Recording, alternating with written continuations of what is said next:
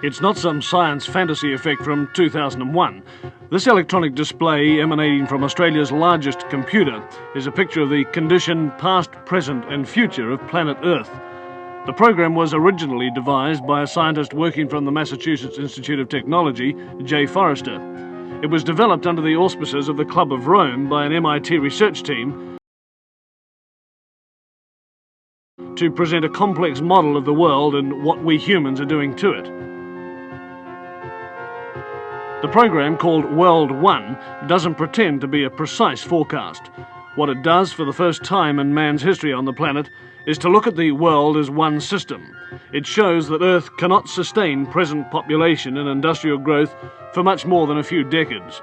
It shows that simply cleaning up our car exhausts and making some small effort to limit our families simply isn't enough.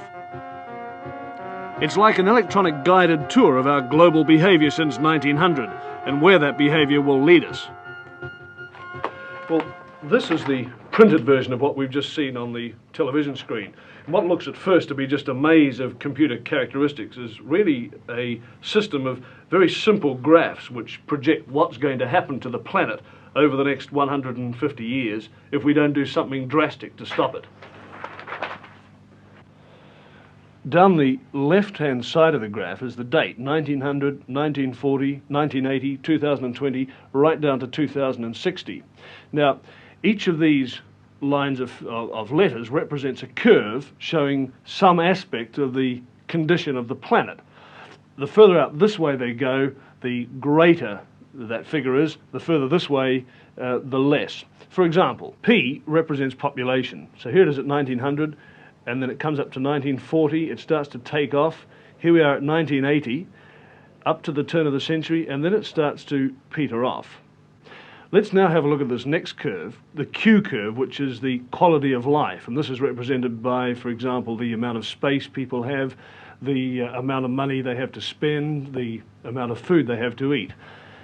Now, it increases rapidly up to 1940, but from 1940 on, the quality of life diminishes.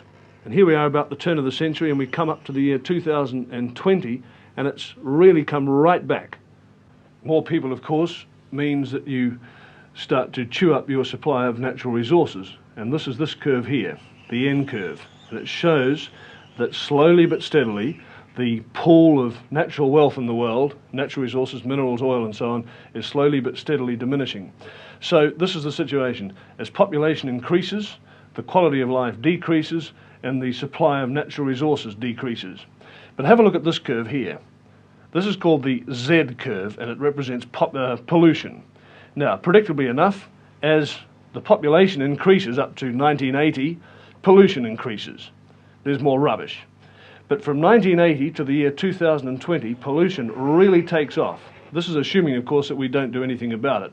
So the year 2020, the condition of the planet starts to become highly critical. And if we don't do anything about it, this is what's going to happen. The quality of life is going to go right back to practically zero. Pollution is going to become so serious, right out here, that it will start to kill people. So the population will diminish.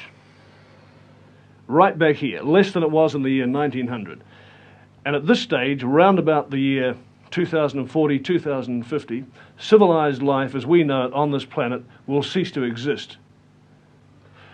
Well, hopefully, of course, it won't be allowed to happen.